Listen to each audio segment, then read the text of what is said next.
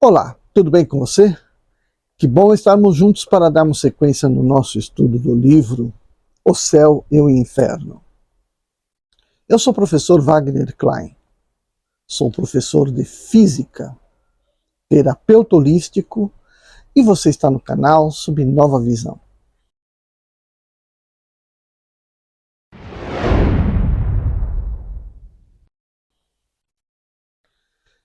No vídeo de hoje, dando sequência ao item Os Demônios segundo a Igreja, a gente vai passar agora para outros comentários. Então, vejamos agora qual é a sua sorte e o que fazem. Então a gente vai para o item 13. Mal sua revolta se manifestou na linguagem dos espíritos, quer dizer, no impulso dos seus pensamentos, foram banidos irrevogavelmente da cidade celeste e precipitados ao abismo. Por essas palavras entendemos que foram relegados a um lugar de suplício onde sofressem a pena do fogo, conforme este texto do Evangelho, que saiu da própria boca do Salvador. Ide, malditos, ao fogo eterno que foi preparado para os demônios e seus anjos. São Pedro diz expressamente que Deus os entregou às cadeias e torturas do inferno, mas nem todos aí ficam perpetuamente. Não serão presos senão no fim do mundo, para sempre, com os condenados. Presentemente, Deus permite que ocupem ainda um lugar na criação a qual pertencem, na ordem das coisas às quais se prende sua existência, nas relações, enfim, que deviam ter com os homens, e das quais fizeram o mais pernicioso abuso. Enquanto que uns estão em sua morada tenebrosa e aí servem de instrumento para a justiça divina, contra as almas infortunadas que seduziram uma infinidade de outros, formando legiões invisíveis sob a condução de seus chefes, residem nas camadas inferiores da nossa atmosfera e percorrem todas as partes do globo. Estão enredados com tudo o que se passa aqui embaixo, onde, o mais frequentemente, tomam uma parte muito ativa. No que concerne às palavras do Cristo sobre o suplício do fogo eterno, essa questão está tratada no capítulo 6, o Inferno. Bom, aqui a gente pode, desse parágrafo, a gente pode lembrar uma coisa, né? Aquelas pessoas que Jesus aponta, né, aqui como malditos, né, são aquelas pessoas que detinham um poder de poder instruir as pessoas, né? Eram principalmente os fariseus lá do templo, né, os escribas. Eles tinham como criar, né, esperança no povo, criar meios do povo, na verdade, seguir um Deus verdadeiro, de paz, de amor, né? Assim como Jesus fez. Mas Jesus sabia que esses caras não faziam isso. E por conta disso estariam sendo eternamente presos à roda da reencarnação, ao pagamento das suas dívidas pela ação e reação. O Cristo sabia disso. Então ele já estava ali dizendo, ó, esses caras não fazem o bem para ninguém, sabem, e portanto o preço a pagar ainda é muito maior do que se eles não soubessem o que eles estão fazendo. Porque as escrituras eram lidas, eram compreendidas, né? Agora, quem professava ali para o povo, né, quem que ficava ali tomando a frente da conduta, né, religiosa, eram os sacerdotes. E o que eles faziam? Pediam sacrifício, pediam, né, de todo tipo de doação para que pudessem fazer com que o povo ficasse sempre dependente deles e, portanto, presos, né? E aí eles obtendo os seus benefícios, né, de forma errada. Isso que a gente acabou de falar. E aí fala aqui, né, os espíritos aqui vão falar também que esse tipo de espírito, né, que aqui eles citam, legiões, articulam aqui no meio da sociedade em todos os campos. E é aquilo que a gente fala sempre, principalmente no meio político, né, no qual as pessoas deveriam trabalhar pelo povo, pela nação, e muitas vezes trabalham apenas pelo interesse de um, de outro, e para o seu próprio interesse, né? Dos mais ricos, dos mais poderosos, tal qual era na antiguidade. Não mudou nesse ponto em nada. Certo? Mudou praticamente em nada. Vamos dar sequência. 14. Segundo essa doutrina, só uma parte dos demônios está no inferno, a outra erra em liberdade, enredando-se com tudo o que se passa neste mundo, dando-se ao prazer de fazer o mal. E isso até o fim do mundo, cuja época indeterminada não ocorreria tão cedo. Por que, pois, essa diferença? São menos culpados? Não seguramente, a menos que daí não saiam cada um por sua vez, o que parece resultar dessa passagem. Enquanto uns estão na sua morada tenebrosa e aí servem de instrumento à justiça divina contra as almas desafortunadas que seduziram. Suas funções consistem em atormentar as almas que seduziram. Assim, não estão encarregados de punir as que são culpadas por faltas livre e voluntariamente cometidas, porém as que eles próprios provocaram. São ao mesmo tempo a causa da falta e o instrumento de castigo, e coisa que a justiça humana, tão imperfeita que é, não admitiria. A vítima que sucumbe por fraqueza à ocasião que se fez nascer para tentá-la, é punida tão severamente quanto o agente provocador que emprega habilidade e astúcia. Mesmo mais severamente, porque vai para o inferno, deixando a terra para dele não sair jamais, e aí sofrer sem trégua e misericórdia durante a eternidade, ao passo que aquele que foi a causa primeira de sua falta goza de moratória e de liberdade até o fim do mundo. A justiça de Deus não é, pois, mais perfeita do que a dos homens. 15. Isso não é tudo. Deus permite que eles ocupem ainda um lugar nessa criação, nas relações que devem ter com os homens e das quais fazem os mais perniciosos abusos. Deus poderia ignorar o abuso que fazem da liberdade que lhes concede? É, pois, um conhecimento de causa que entrega suas criaturas à sua mercê, sabendo, em virtude de sua presciência, que essas sucumbirão e terão a sorte dos demônios. Não tinham bastante de sua própria fraqueza sem permitir que fossem exiladas ao mal por um inimigo tão mais perigoso quanto é invisível. Ainda se o castigo não fosse senão temporário e se o culpado pudesse se redimir pela reparação, mas não. É condenado pela eternidade, sem arrependimento, sem o retorno ao bem.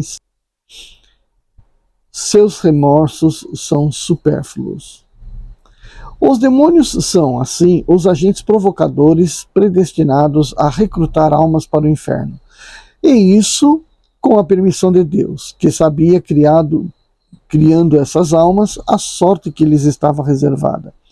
Que se diria na terra de um juiz que usasse esse critério para povoar as prisões? Estranha ideia que se nos dá da divindade, de um Deus cujos atributos essenciais são a soberana justiça, a soberana bondade. E é em nome de Jesus Cristo, daquele que não pregou senão o amor, caridade e o perdão, que se ensina semelhantes doutrinas. Foi-se o tempo em que tais anomalias passavam despercebidas, não eram compreendidas, não eram sentidas. O homem curvado sob o jugo do despotismo submetia a sua razão cegamente, ou antes, abdicava da sua razão. Mas hoje, a hora da emancipação soou, e ele compreende a justiça, a quer durante a vida e depois da sua morte. Por isso disse, isso não é, não pode ser, ou Deus não é Deus. Então, nesse parágrafo 15, está aí contradizendo, né, o parágrafo anterior, mostrando que, poxa, é essa visão que se tem de Deus, né? E ainda usar Jesus Cristo, aquele que praticou a caridade, o amor, a bondade, o caminho do Pai, a bondade do Pai, o perdão do Pai, e ficar usando ele como sendo o pano de fundo dessa igreja que fala tanto do inferno, dos demônios que estão condenados para a eternidade para ficar fazendo mal, né? Que vai ter um julgamento não sabe lá quando. Então não faz sentido, né? Não faz sentido isso. Se você vai acreditar no Deus bondoso, no Deus justo, você tem que entender que não tem o espírito condenado à eterna maldade. Tem um espírito ignorante. Enquanto ele não quiser se melhorar, ele não vai melhorar. Mas a partir do momento que ele se redimir, né, realmente se arrepender do que fez, entender que agora ele tem um caminho muito maior para subir, porque ele tem que se desfazer das maldades que ele fez, do mal que ele praticou, e aí, portanto, subir, aí você vai conseguir entender que realmente Jesus era o caminho. Jesus é o caminho. E o Deus dele realmente faz sentido. Mas vamos seguir aqui. 16. O castigo segue por toda parte, estes seres decaídos e malditos, por toda parte, carregam o seu inferno consigo. Isso é importante dizer, né? Inferno, cada um tem o seu próprio inferno. Não tem mais nem a paz, nem o repouso. As próprias ossuras da esperança se lhes mudaram em amargura. Ela lhe é odiosa. A mão de Deus os atingiu no próprio ato do seu pecado, e a sua vontade se obstinou ao mal. Tornados perversos, não querem cessar de sê-lo, e o são para sempre. Eles são depois do pecado o que o homem é depois da morte. A reabilitação daqueles que caíram é, pois, impossível. A sua perda doravante é sem retorno, e perseveram em seu orgulho, face a face com Deus, em seu ódio contra Cristo, em seu ciúme contra a humanidade. Não podendo se apropriarem da glória do céu pelo impulso de sua ambição, esforçam-se por estabelecerem seu império sobre a terra, e dela banirem o reino de Deus. O Verbo feito carne cumpriu, apesar deles, os seus desígnios para a salvação e a glória da humanidade. Todos os seus meios de ação são consagrados para arrebatar-lhe as almas que resgatou. A habilidade, a impunidade, a mentira e a sedução empregam tudo para levá-los ao mal e consumar a sua ruína. Com tais inimigos, a vida de um homem desde o berço até o túmulo não pode ser senão uma luta perpétua, porque eles são poderosos e infatigáveis. Esses inimigos, com efeito, são aqueles mesmos que, depois de terem introduzido o mal no mundo, vieram cobrir a terra de espessas trevas do erro e do vício. Aqueles que durante longos séculos fizeram-se adorar como deuses e que reinaram soberanamente sobre os povos da antiguidade. Aqueles, enfim, que exercem ainda o seu império tirânico nas regiões idólatras e que fomentam a desordem e o escândalo até o seio das sociedades cristãs. Para compreender tudo o que tem de recursos a serviço da sua maldade, basta notar que nada perderam das prodigiosas faculdades que são o apanágio da natureza angélica. Sem dúvida, o futuro e, sobretudo, a ordem sobrenatural têm mistérios que Deus se reservou e que eles não podem descobrir, mas a sua inteligência é bem superior à nossa, porque percebem, num golpe de vista, os efeitos em suas causas e as causas em seus efeitos. Essa penetração lhes permite ansiarem antecipadamente acontecimentos que escapam às nossas conjecturas. A distância e a diversidade dos lugares se apagam diante da sua agilidade. Mais prontos que o raio, mais rápidos que o pensamento, acham-se quase ao mesmo tempo em diversos pontos do globo e podendo descrever à distância as coisas que testemunham na própria hora em que se cumprem. As leis gerais com as quais Deus rege e governa este universo não são do seu domínio, não podem derrogá-las, nem por consequência predizer ou operar verdadeiros milagres, mas eles possuem a arte de imitarem e arremedarem em certos limites às obras divinas. Sabem quais fenômenos resultam da combinação dos elementos e presidem com certeza àqueles que chegam naturalmente com aqueles que eles mesmos têm o poder de produzirem. Daí esses oráculos numerosos, esses encantos extraordinários dos quais os livros sagrados e profanos nos guardam a lembrança e que servem de base e de alimento a toda superstição. Sua substância simples e imaterial os subtrai aos nossos olhares. Estão ao nosso lado sem serem percebidos. Atingem nossa alma sem atingirem nossos ouvidos. Queremos obedecer ao nosso próprio pensamento enquanto sofremos as suas tentações e as suas funestas influências. Nessas disposições, ao contrário, são deles conhecidas pelas impressões que delas mostramos, e eles nos atacam comumente pelo nosso lado fraco, para nos seduzirem mais seguramente. Têm o costume de nos apresentar engodos e sugestões conforme as nossas tendências. Modificam a sua ação segundo as circunstâncias e segundo os traços característicos de cada temperamento. Mas as suas armas favoritas são a mentira e a hipocrisia. 17º. O castigo, diz-se, segue-os por toda parte. Eles não têm mais nem paz nem repouso. Isso não destrói em nada a observação feita sobre o pequeno descanso que gozam aqueles que não estão no inferno. Descanso tanto menos justificado quanto estando fora fazem mais o mal. Sem nenhuma dúvida, não são felizes como os bons anjos, mas conta-se por nada a liberdade que gozam. Se eles não têm facilidade moral que a virtude proporciona, incontestavelmente, são menos infelizes que os seus cúmplices que estão nas chamas. E de resto, para o mal, há uma espécie de gozo em fazer o mal com toda a liberdade. Perguntai a um criminoso se lhe é igual estar na prisão ou correr pelos campos e cometer seus delitos à vontade. A posição é exatamente a mesma. O remorso, diz-se, persegue-os sem tréguas nem misericórdia, mas esquece-se de que o remorso é precursor imediato do arrependimento, se já não é o próprio arrependimento.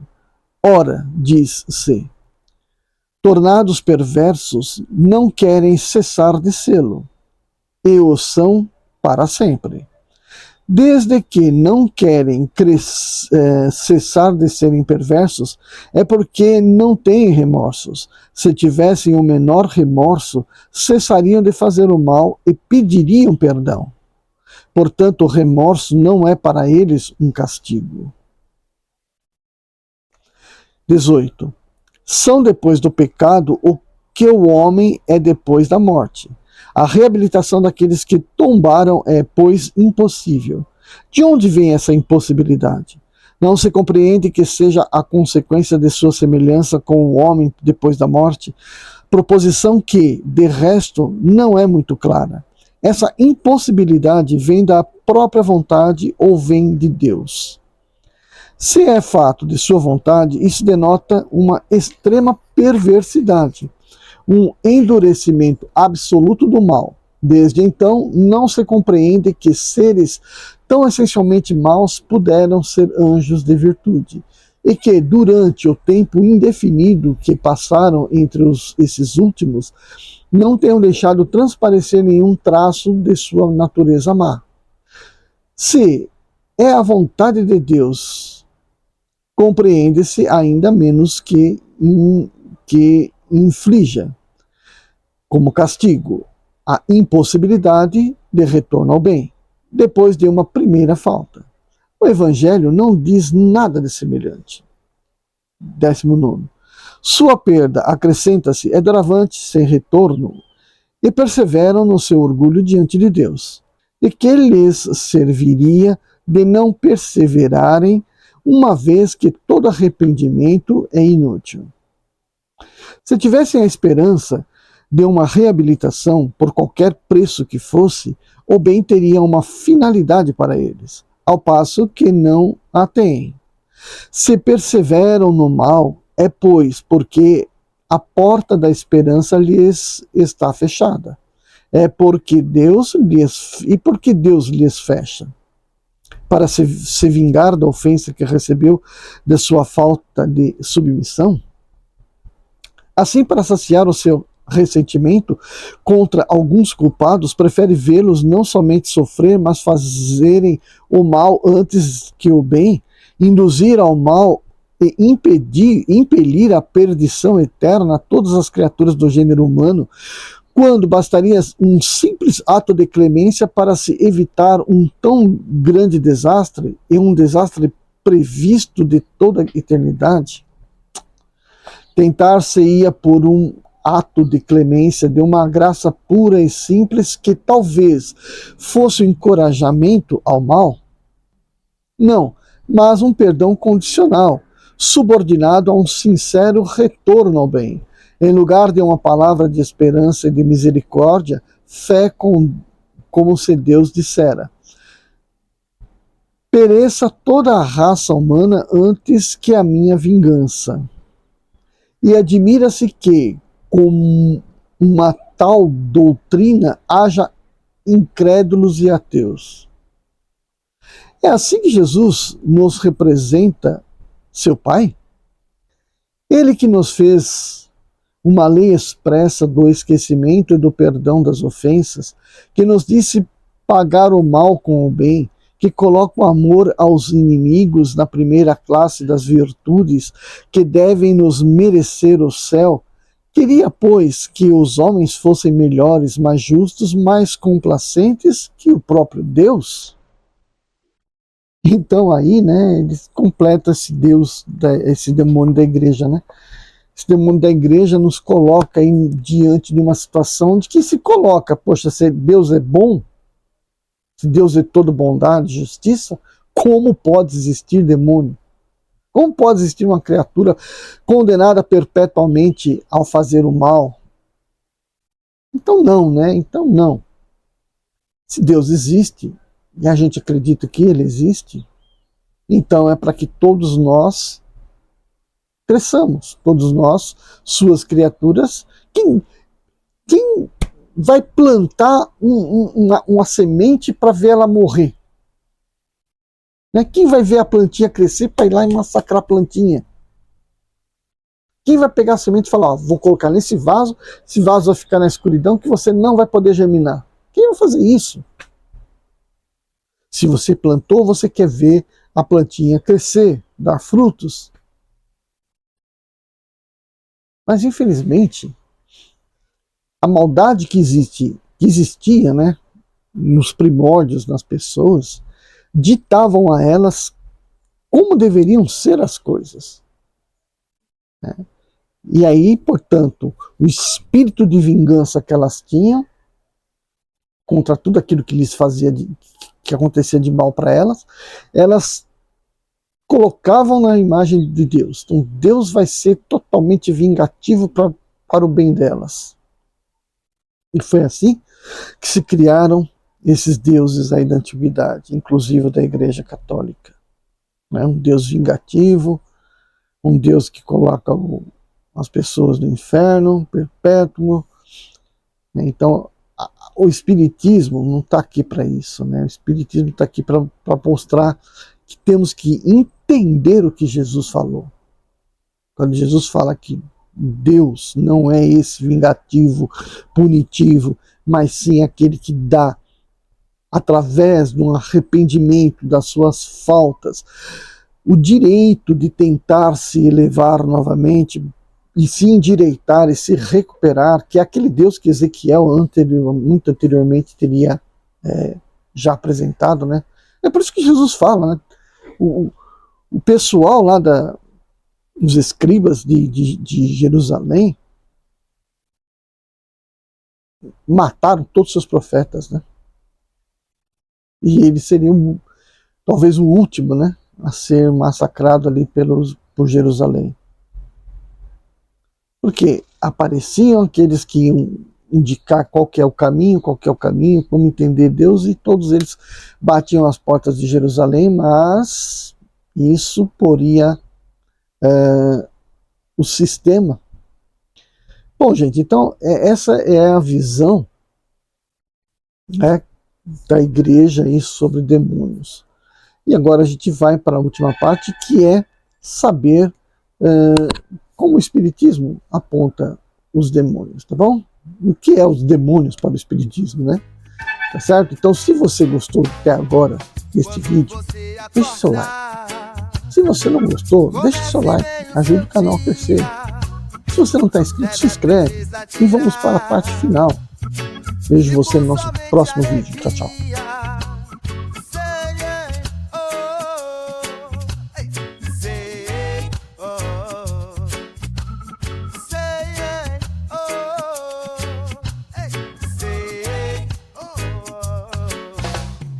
Mágoa, tristeza e rancor.